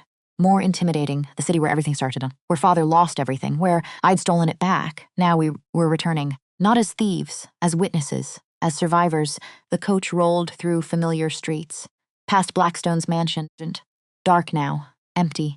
He was already at the courthouse, already preparing his defense. We drove to a hotel Morrison had arranged, the Brown Palace. The finest in Denver. Your witnesses in the trial of the century, Morrison said. You'll be treated accordingly. The rooms were beautiful, soft beds, hot water, clean clothes, luxuries I'd almost forgotten existed. But I couldn't enjoy them, couldn't relax, not yet. Tomorrow the trial began. Tomorrow I'd face Harrison Blackstone. Tomorrow everything would be decided. I stood at the window, looked out at the city, at the lights, at the people going about their lives, unaware that tomorrow might change everything. A knock at the door. I opened it. Jacob stood there. Can't sleep either, he asked. Too much thinking? Want company? I stepped aside. Let him in. We sat by the window, watching the city together. Are you ready? He asked. I don't know. Are you? I've been ready for 3 years. And after? After he's convicted? Jacob was quiet. I've been thinking about that. About the children's home. About what you said, and? Not just help. Be a part of it. Build it with you. My heart stuttered. You mean that? I've spent 3 years alone. 3 years hating. 3 years waiting to die. I don't want that anymore. He looked at me. I want to live, and I want to live with purpose. With you, the words hung in the air, heavy, beautiful. Terrifying, Jacob. You don't have to say anything, not now, not until after, but I wanted you to know. Whatever happens tomorrow, I'm with you. I reached out, took his hand. I know, and we sat like that, holding hands, watching the city, waiting for tomorrow, for justice, for closure, for whatever came next. The courthouse was packed, standing room only, journalists, victims, curious onlookers. Everyone wanted to see the mighty Harrison Blackstone brought low. He sat at the defense table, gray suit perfectly tailored, not a hair out of place, looking calm, confident, until he saw me. Our eyes met across the room, and for the first time, I saw fear, just a flash. But they're good. Be afraid, the judge entered. Judge William Henderson, 70 years old, white beard, sharp eyes, known for fairness, for following the law, for not being bought, which is why Morrison had requested him. All rise. Court is now in session. We stood. The room fell silent. Judge Henderson looked at the prosecution table, at Morrison, at me and Jacob sitting behind him, then at the defense, at Blackstone, at his 3 lawyers in expensive suits. Gentlemen, ladies, this trial will be conducted with decorum and respect. Any disruptions will result in removal. Is that understood? Everyone nodded. Good. Mr. Morrison, your opening statement. Morrison stood, walked to the jury box, looked at the 12 men and women selected to decide Blackstone's fate. Ladies and gentlemen of the jury, this case is about power, about a man who believed he was above the law, who destroyed families, who murdered innocents, who stole, cheated, and killed without consequence. He paused. Let the words sink in. The evidence will show that Harrison Blackstone is responsible for at least 17 separate crimes: fraud, conspiracy to commit murder, bribery, arson, theft, each one documented, each one proven. Morrison gestured to the evidence table, stacked with documents, with photographs, with physical evidence. You will hear from witnesses, men and women who lost everything, who watched their loved ones die, who suffered because one man wanted revenge for a broken heart. He turned. Looked at Blackstone. Harrison Blackstone is not a businessman. He's a criminal, and by the end of this trial you will agree. Thank you. He sat down. The defense attorney stood. Thomas Caldwell, 50 years old, silver-haired, famous for winning impossible cases, ladies and gentlemen. My client is a pillar of this community, a man who built railroads, who created jobs, who helped Colorado grow. Caldwell walked to the evidence table, and gestured dismissively. The prosecution will show you documents, but documents can be forged. They will bring witnesses, but witnesses can be coached. They will tell you stories, but stories can be lies. He turned to the jury. Harrison Blackstone is not perfect, and no businessman is. He is the victim of a conspiracy, orchestrated by thieves, by outlaws, by people who want to destroy him for their own gain. He pointed at me. That woman stole from my client, broke into his home, violated his trust, and now she wants you to believe she's the victim? I felt every eye in the room turn to me, felt the weight of judgment, of doubt, but I didn't look away, didn't flinch, because the truth was on our side, Caldwell continued. The defense will prove that these accusations are false, that the evidence is fabricated, that Mr. Blackstone is innocent. He sat down. Judge Henderson looked at Morrison. Call your first witness, Morrison stood. The prosecution calls Kate Merrick. I walked to the witness stand. Every step felt like a mile. The bailiff held out a Bible. Do you swear to tell the truth, the whole truth, and nothing but the truth? I do, I sat. The courtroom stared at me, hundreds of eyes, hundreds of judgments. But I focused on Morrison, on his kind face, on his encouraging nod. Miss Merrick, he began, please tell the jury about your father. I took a breath. His name was Edward Merrick. He was a geologist. He found the Leadville silver claim in 1878. It was going to change our lives. What happened? Harrison Blackstone wanted it. He sent lawyers with a contract. They said my father had agreed to sell, but he hadn't. How do you know? Because the signature was forged. My father was left-handed. The signature on the contract was written by someone right-handed. Morrison presented the contract, projected it on a screen for the jury. Is this the contract? Yes, and this is your father's alleged signature. Yes, but it's not his handwriting. Caldwell stood. Objection. Miss Merrick is not a handwriting expert. Judge Henderson looked at Morrison, sustained. Unless you have an expert witness? I do, Your Honor. Dr. Samuel Fletcher will testify later. Proceed. Morrison turned back to me. What happened after the contract was presented? My father took it to court, but the judge was on Blackstone's payroll. The case was dismissed. Father lost everything. The claim, our house, his reputation. How did your father react? My throat tightened. He was broken. He stopped eating, stopped sleeping, kept saying he'd failed us. What happened next? He died. 1 month after the verdict. The doctor called it a heart attack. But I know the truth. Grief killed him. Shame killed him. Harrison Blackstone killed him. Objection. Caldwell shouted. No evidence links Mr. Blackstone to the death. Sustained. The jury will disregard that last statement. But the damage was done. The jury had heard it, seen my tears, felt my pain, Morrison continued. After your father died, what did you do? I applied for work at Blackstone's mansion, under a false name. I wanted to find proof, and did you? Yes. I opened his safe, found the forged contracts, found bearer bonds, found evidence of dozens of crimes. You also found letters, from your mother to Mr. Blackstone. Is that correct? Yes. What did those letters reveal? I looked at Blackstone. He stared back, cold. Empty, they revealed that my mother had rejected him 29 years ago, that she chose my father instead, and that Harrison Blackstone spent the next 3 decades destroying our family. Not for business. For revenge, the courtroom erupted. Judge Henderson banged his gavel. Order, Morrison let the moment settle then. No further questions. Caldwell stood, approached the witness stand, circled like a shark, Miss Merrick. You admit you broke into my client's home? I took back what was ours. That's not what I asked. Did you break into his home? Yes. Did you open his safe without permission? Yes. Did you steal documents, Miss Merrick? I clenched my jaw. Yes, so you're a thief. Objection. Morrison stood. Argumentative. Sustained, but Caldwell smiled. I'll rephrase. You committed burglary. Correct? I committed justice. That's not a legal defense, Miss Merrick. You broke the law, so did your client. The difference is I did it to save my family. He did it to destroy them. Caldwell's smile faded. You claim these documents prove fraud, but you stole them. How do we know you didn't forge them yourself? I'm not a forger, but you are a thief, a liar. You worked in my client's home under a false name to find the truth or to fabricate evidence, to frame an innocent man. He's not innocent. That's for the jury to decide. Not you, he paced. Let the jury absorb his words, these letters from your mother. How convenient that they support your theory of revenge. They're real, are they? Or did you write them yourself? Imitate your mother's handwriting? No, I would never. You would never forge documents, but you would steal them. Break into homes. Lie about your identity. Where do we draw the line, Miss Merrick? I felt the room turning. Felt doubt creeping in. I'm telling the truth, are you, Sergeant? Or are you a desperate woman who will say anything to justify her crime? Objection! Morrison stood. Counsel is testifying, sustained. Mr. Caldwell asked questions. Don't make speeches. Caldwell nodded. No further questions. I stepped down, legs shaking, heart racing. I'd told the truth, but had the jury believed me? Morrison caught my eye. We'd expected this, prepared for it. The trial had just begun. The prosecution called witnesses for 2 days. Widows, orphans, each one telling their story, each one pointing to Blackstone. By day 3, the pattern was clear. Blackstone didn't just steal. He destroyed anyone who opposed him.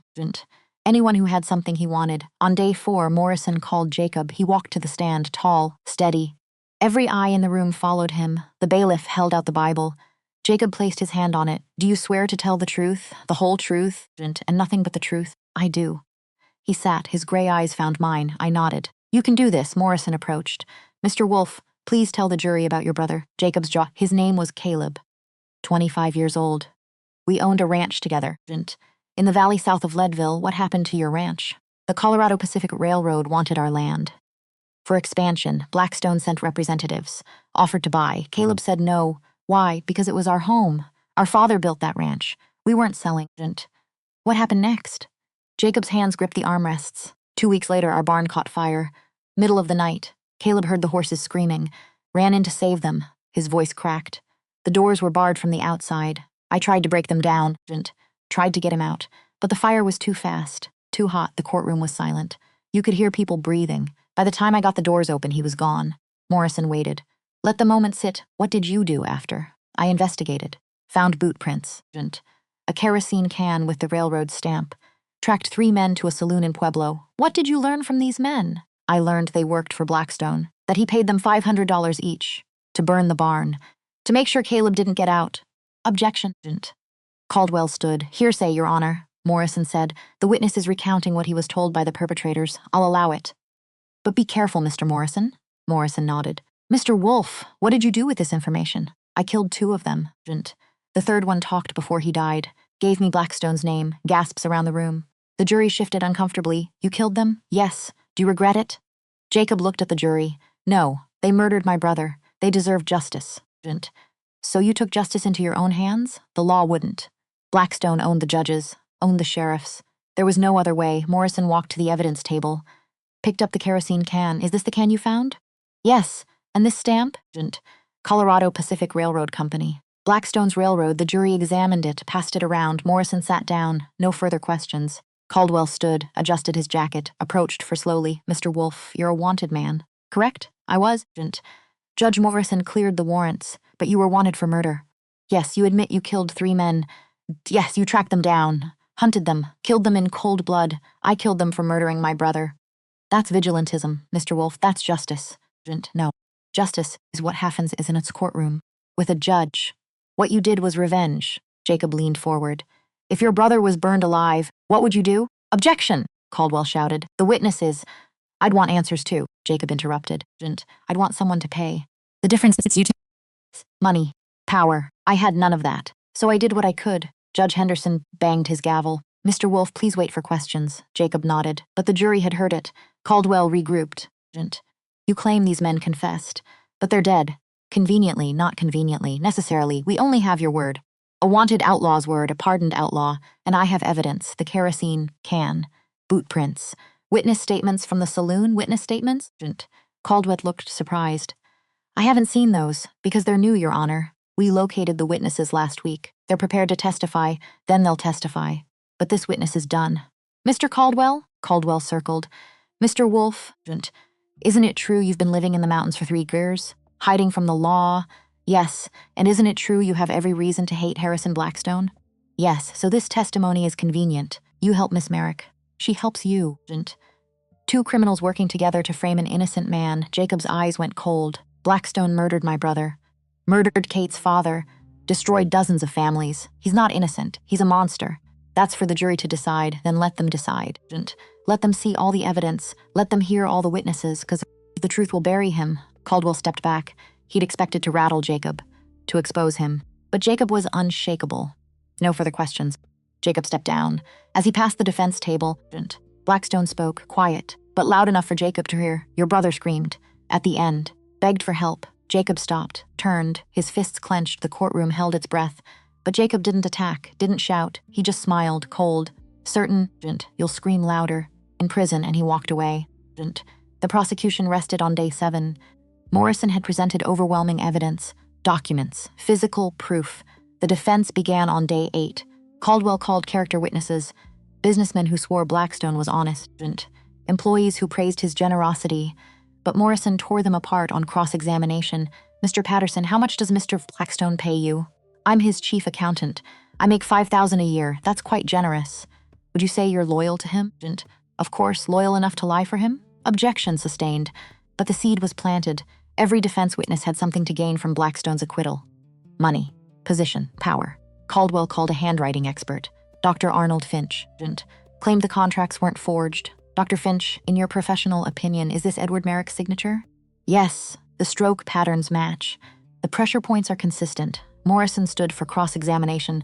Dr. Finch, are you aware that Mr. Merrick was left-handed? No, that wasn't in the documents provided. If he was left-handed, would that change your analysis? Finch hesitated. It would require re-examination. Morrison presented samples of father's actual handwriting, all left slanted, all showing characteristic left-handed stroke patterns. Does this signature match these samples? Finch studied them. His confidence wavered. There are differences, or evidence of forgery? I would need more time to. You had 6 weeks to examine this, Dr. Finch, and you didn't notice the most obvious discrepancy, that the signature was written by someone right-handed. Objection, Caldwell shouted.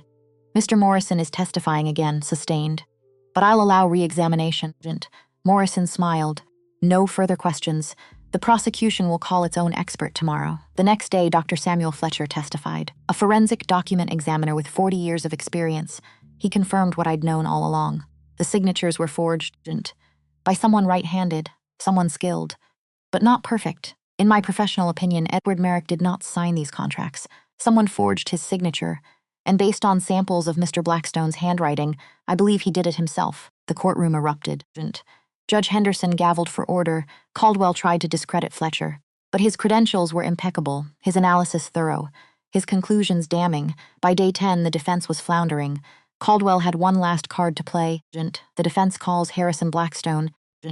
Blackstone took the stand, confident, calm. A man used to winning, Mr. Blackstone, Caldwell began. Did you steal the Leadville silver claim from Edward Merrick? No.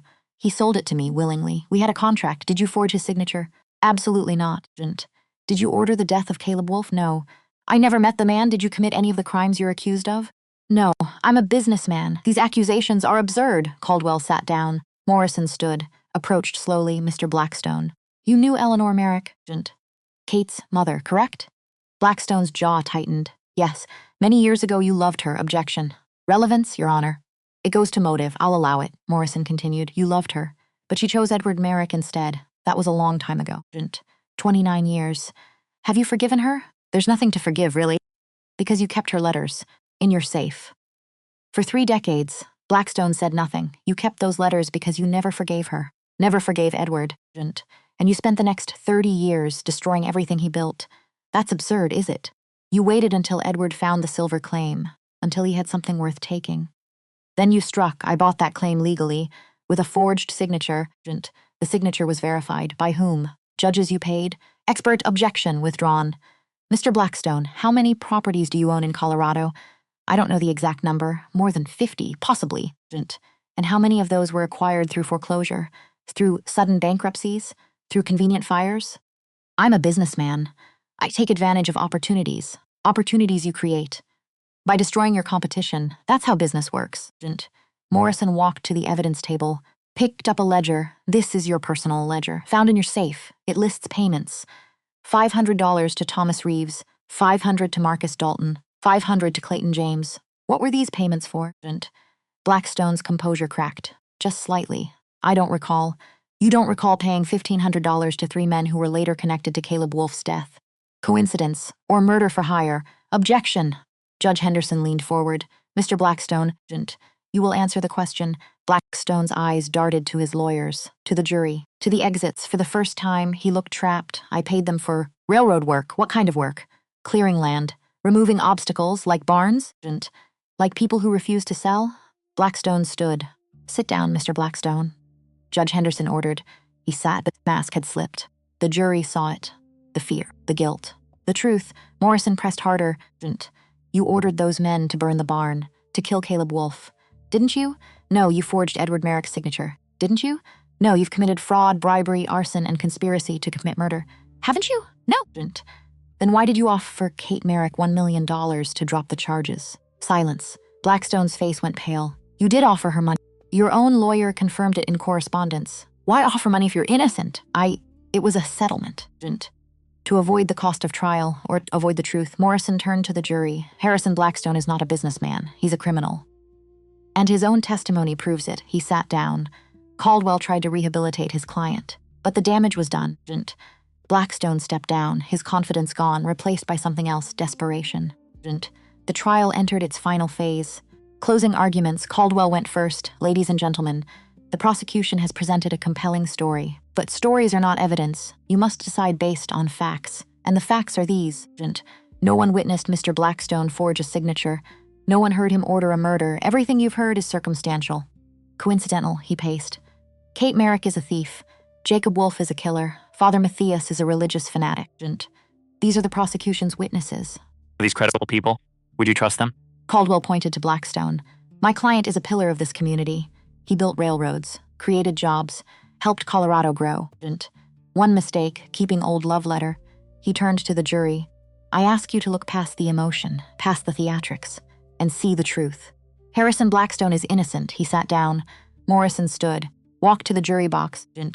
Mr. Caldwell is right about one thing. You must decide based on facts. So let's review them. Morrison counted on his fingers. Fact 1, Edward Merrick's signature on the contract was forged.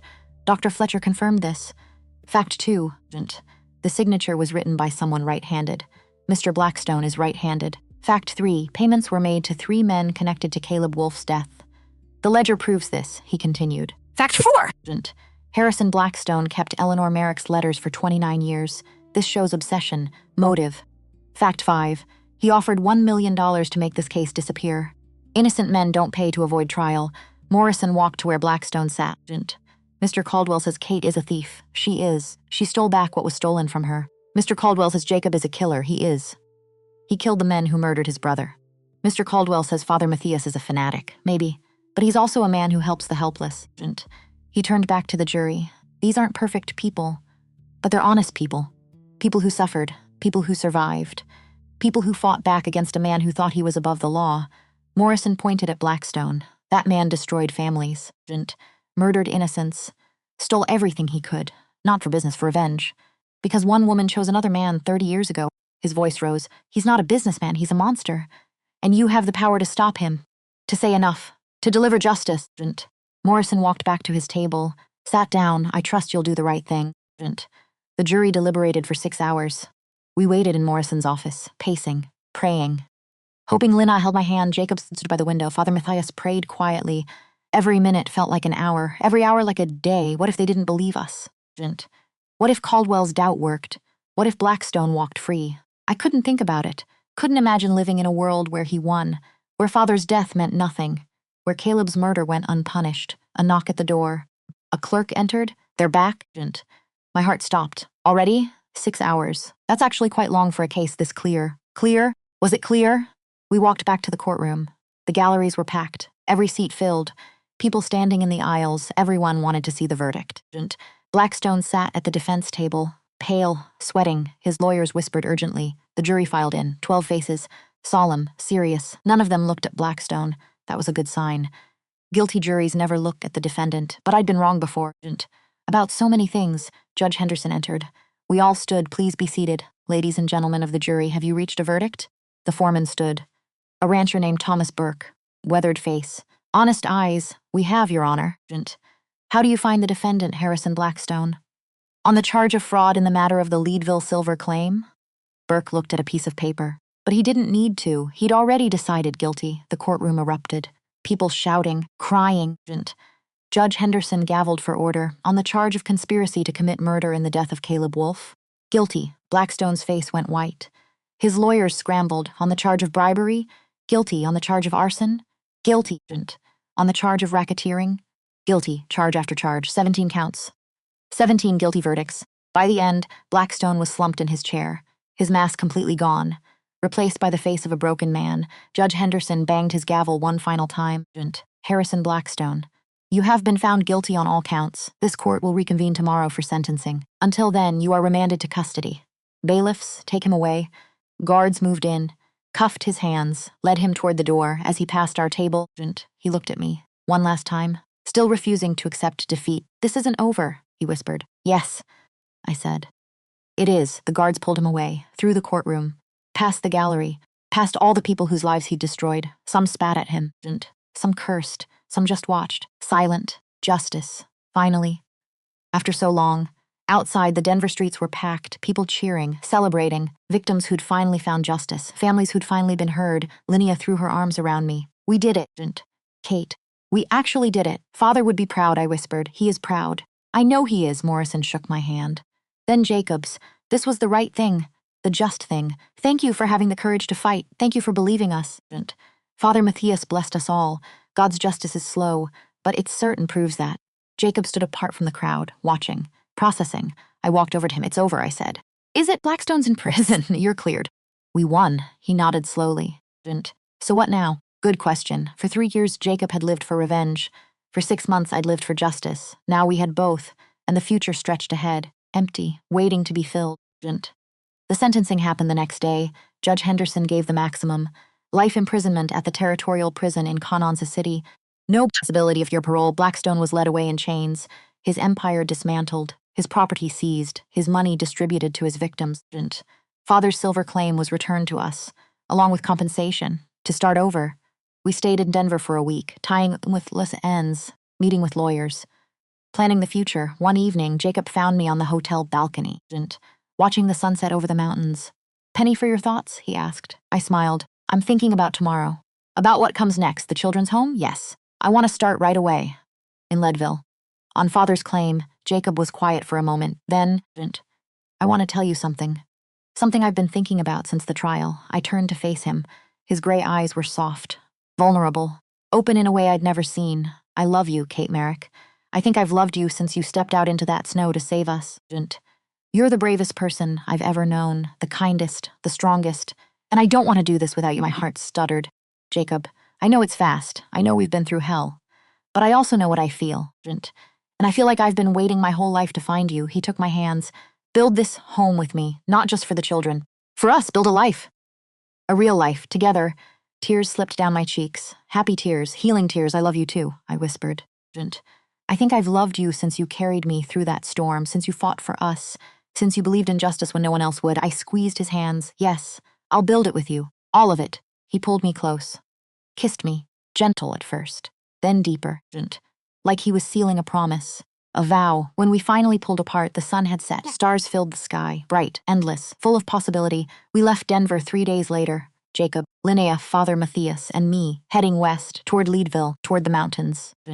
Toward home, the claim was exactly as I remembered. Beautiful, wild, full of potential. We built the first structure in spring, a large cabin with rooms for children, for staff, for life. Father Matthias blessed the ground, said prayers for the children who would come, for the healing that would happen here. Linnea helped design the classrooms, the play areas, the gardens where children could grow vegetables, learn responsibility, feel useful. Jacob built everything with his own hands, walls, roofs, beds, toys, pouring all his grief into creation, into something good. And slowly, children came, orphans from the mines, from accidents, from disease, from poverty, children with nowhere to go, no one to love them. We gave them a home, not perfect, but safe, warm, filled with people who cared. The first was a boy named Thomas, 8 years old. His parents died in a cave-in. He arrived scared, angry, broken, but over time he healed, laughed, played, became a child again. Then came Sarah and Michael and Emma and Joshua and Clara. 20 children in the first year, 40 in the second, each one carrying their own wounds, their own stories, their own pain. We couldn't erase what they'd lost, couldn't bring back their parents, couldn't undo the past, but we could give them a future. Linnea became a teacher, patient, kind, understanding in ways only someone who'd suffered could be. Father Matthias became a chaplain, offering comfort, hope, faith when everything seemed dark. Jacob became a father figure, strong, protective, teaching the boys to build, to fight, to survive. And I became a mother, to 20, to 40, to every child who walked through our doors, not their real mother. Never that, but someone who loved them, who saw them, who believed they deserved better. We named it the Merrick Wolfe Home for Children, after our fathers, after the men who died so we could fight, so we could win, so we could build this. One Irish year after the trial, Jacob and I married. A small ceremony, just family, just the children, just Father Matthias presiding. No fancy dress, no expensive rings, just vows, honest. True, I promised to build with you, to fight with you, to love you. Always, I promised to stand with you, to believe in you, to choose you. Every day, we sealed our promises with a kiss, and the children cheered that night. Lying in bed beside my husband, I thought about everything we'd survived. The crash, the cabin, the attack, the trial, all the pain, all the fear, all the moments when we thought we wouldn't make it, and somehow we had. Not just survived, thrived. Do you think they're watching? Jacob whispered in the dark. Caleb, your father, I know they are. What do you think they'd say? I smiled. I think they'd say we did good. Not perfect, but good, good enough? Better than good enough.